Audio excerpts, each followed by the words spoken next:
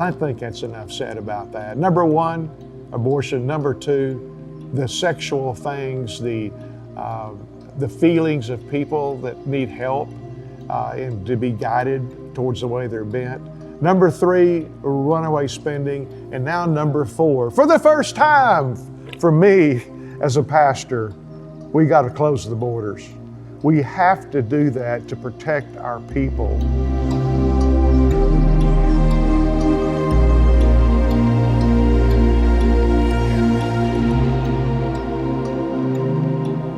Well, hello there. Good afternoon, good morning, good evening, good night, whatever it is for you. I'm so glad that you're picking up this podcast. I'm Dan Boone, pastor of Church of Tomorrow here in Oklahoma City. And we're so glad to be able to spend a few minutes with you. We appreciate that opportunity, and we hope that we can bring some encouragement to you, bring some things to you to give you a little something to stimulate your thinking, or something that will maybe bring a confirmation into your life. You know, it's kind of difficult sometimes being a pastor and going to something that sounds like I'm talking about something political, you know. A lot of people think that's wrong. And I have news, it's not wrong for a pastor to talk political because God's on the top. But yes, politics basically touches all of our lives. And if we don't take the step forward to speak to certain issues that are being discussed politically, and then I would not be doing my job. I would not be doing what the people of Church of Tomorrow expected or what you as an audience would expect. So what we're going to do today is we're going to talk about politics and the Bible. And I'm not going to make it a generic thing. I'm going to be very specific.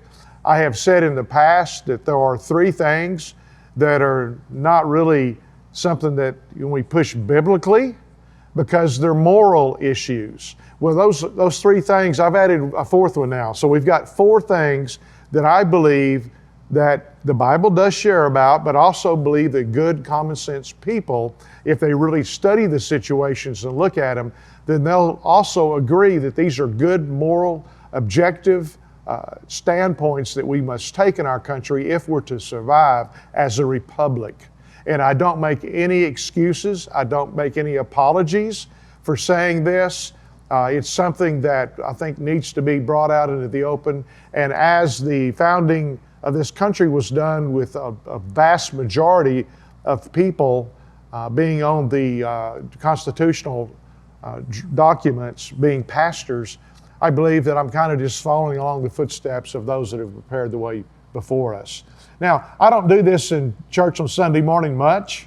I may touch on it, I may mention it. I don't really, preach a message on it unless it's something that I really feel called to do.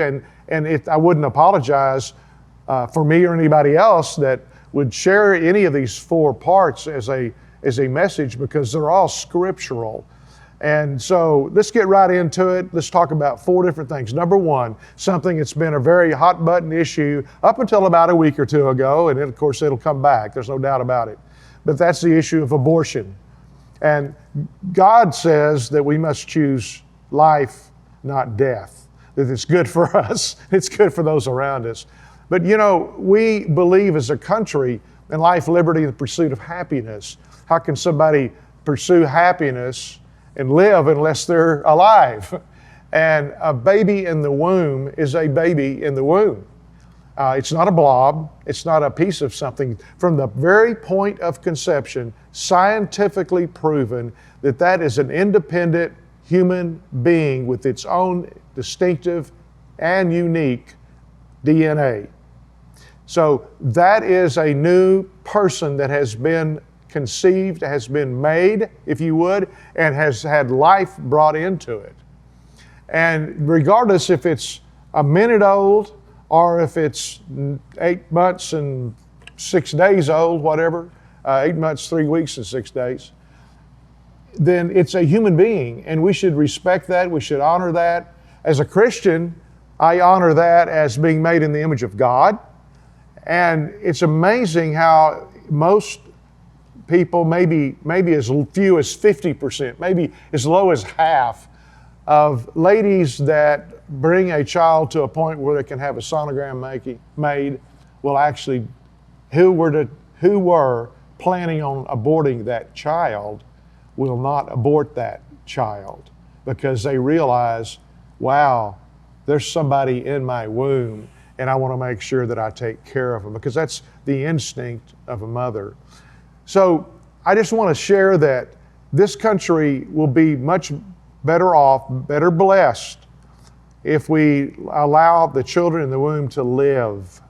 There are a lot of states now with this new ruling from the Supreme Court that will make their own decisions. And state by state, we shall choose life or we shall choose death. We as a nation, I believe from a spiritual point of view, we have now an opportunity to repent over the tens of millions of babies killed in the womb, especially in the last 70 years. And that we will take this opportunity to turn things around and actually start bringing our babies full term. That's what I believe would help everybody and everything. And you know, if we had more babies born in this country, we would have more economical benefits. We would have more, when I say benefits, I'm talking about working. We need people on the bottom end, so to speak, if you would, the young age coming up. That's one reason some people want to open the borders, is because we want labor. Well, how about using our girls and boys that are teenagers to be available for those type of jobs, and then let them grow into what they're going to do later on and build some working cultural habits as well as work culture, and getting in them the idea that, hey, you know, if I'll get out here and work hard, things are going to be pretty fine for my life. We have that in this country. We have that opportunity for each and every person, regardless of who they are. Now, number two is all of the sexual craziness that have gone on, especially in the last few years. Now, it's been going on for probably the last, I don't know, let's say it's gone on for a long time, but it's been such a minute percentage of people that even would talk about it. But it's been in a common cultural conversations the last 20 years, but it's really escalated the last 3 or 4 and even the last 2 years. And that's the LBGT stuff. Now, I want to make right off the bat, I want you to know that God loves LGBTQ people. He is love, and He loves you as a human being. We as a church love LGBTQ people. I as a pastor, I as an individual love LGBTQ people, but I don't agree with their behavior. And the reason I don't is because God says it's not good. And statistically, scientifically, data-wise, it proves the same thing to be true. And especially when it's coming to the point of minors, children under 18, making decisions that they're not able to make in their lives. You know, you take a 10-year-old, take them to the ice cream store, and they're going to have a difficulty picking the ice cream flavor they want. Most of them are. How much more important is it the rest of their life to know something that's correct sexually, even physically with them? Because there are so many things that they can make a decision on that they really don't have the ability to make that decision. That's the reason they need parental love and care. And parents are there to help guide the child in the way they should go, guide them in their bent. That means that you guide the child in the things that are good for them, things they want to do, give them boundaries to work out of. That's part of life, that's part of growing up. We all make mistakes. Parents are there to pick their children up and explain to them when they make a mistake, to apply appropriate discipline, to be able to nurture them and love them through difficulties. That's the joy of parenting. And whether you have one child or 15, that's the joy of parenting. And we should take that as an honor that we have the responsibility and the privilege and the opportunity to speak into the lives of young boys and girls growing up, to help them be formed towards their bent, whether it's their social life, whether it's their occupational, whether it's their academical things that they need to be able to learn growing up, whatever it is. How does a man treat a woman? How does a woman receive a man? How do these things all happen? How do they go about? What is going on in your life today, young man or young lady? I want to talk to you about it. Let's get together and see how we can help you with this situation, whatever it is. To be there to rah for the sports games, to be there to acknowledge them and their accomplishments, to be there, like I said, to pick them up when they make a mistake or when they fall, when they do something wrong. My daddy came to the police department to pick me up before I got locked up in jail for being drunk when I was 16 years old. I don't say that proudly, but I say it, my dad loved me enough to be there. He could have left me in the slammer for a day or two or three or whatever he wanted to do. Or maybe he could have just been out drinking himself. But that's the difference of being a parent and just being a conceiver, a progenitor, however you want to say it.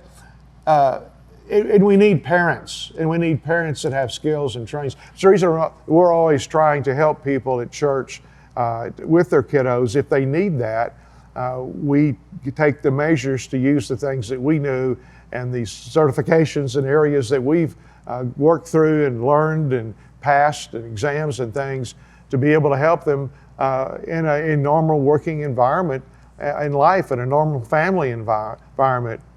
Why do you have those feelings when you hit puberty? Why do you feel different than you did last year? What's happening with you? All the things, this is great, this is honorable.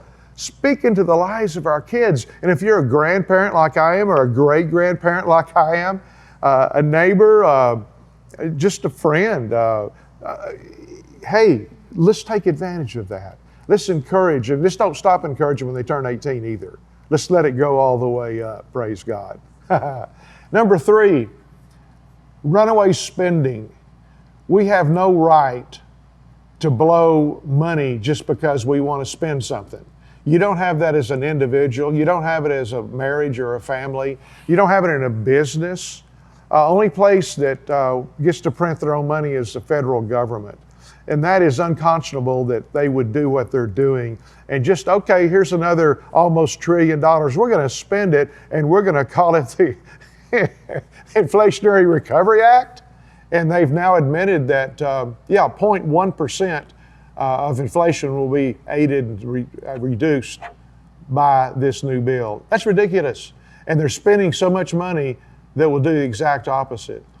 It's okay to spend. I'm not going to get into why the money was spent. We ought to look at that. That's very important because I think if you do that, most everybody would be shocked, left and right.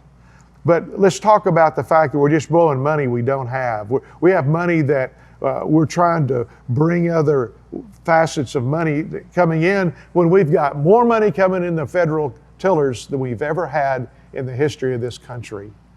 We need to live within our means, and that's all there is to it. We cannot just frivolously spend money. That is not being faithful over what we got. That's not being a good steward of who we are. That's not being responsible, and it's growing a debt that's inconceivable, mountains high debt that has to be dealt with someday, some way, and not just kicking the can down the street, hoping that it'll keep rolling. I think that's enough said about that. Number 1, abortion. Number 2, the sexual things, the feelings of people that need help and to be guided towards the way they're bent. Number 3, runaway spending. And now number 4, for the first time for me as a pastor, we got to close the borders. We have to do that to protect our people. Yes, we want immigration. Yes, we want to be available for immigration, but we want to do it according to the law set in place. And why do we want to do it? Because the purpose of government is to protect people, and people need to be protected. People coming across the border need to be protected.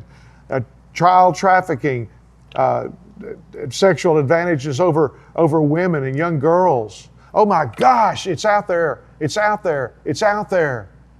And then how about all the fentanyl made in China coming through Mexico? How about, I believe it was June, 51 different countries came through our southern border. 51 different countries. There's not that many in the Western Hemisphere. There's not that many. So guess what? We're having people come in from that we don't know. They caught something like 35 approximately people that were on the most sought after terrorist list. How many did we not catch out of the hundreds of thousands that came across the border? I want to be protected, but most of all, I want my family protected. I want our church people protected. I want the people around me protected. And just open borders and let people come in here. And then what do? We supply them with all sorts of benefits that most of us as Americans don't get. And I'm not saying that I want any, but I'm just saying that that is the thinking process. And that's the audacity for our federal government to come out and say, yeah, flood the borders. You know, when these people end up in states, northeast, northwest, north, they agree with Texas, New Mexico, Arizona, California, Florida, the states that get it so easily. They agree. I know Idaho's had an issue. They voiced the issue that they're having all these people coming in. They don't know what to do with them. They're non-English speaking. They don't know anything about America. They just want to come over here to have freebies and make money and send it back home. We need to have immigration, no doubt about it. We want people who want to be here, who want to establish a life and grow with America. That helps all of us. And America has always been open to that. But America should not be open to a place that allows every person in, regardless of who they are, where they're coming from, what their background is, what they're bringing with them. It's ridiculous. So be it. Those are my 4 points. Are you still happy with me? Well, I believe it's, I said this in all sincerity, and you're welcome to make your comments below. You're welcome to give me a thumbs up or a thumbs down. I really don't care. I'm glad to respond to questions or thoughts if you'd like for me to. I'm not here to rail anybody. I'm not here to accuse anybody. I haven't mentioned a political party. I haven't mentioned a politician. I'm just saying that we as a people need to make changes on these 4 items at least. And we as a church need to be outspoken in a way that'll be received by people, in a way they can hear and understand why this is so important to us. We love you. We care about you. Dan Boone, lead pastor, Church of Tomorrow, 6800 North Bryan, Oklahoma City, US of A. Send us your prayer requests too. We love you. Catch you next time at Let's Talk About It Tomorrow.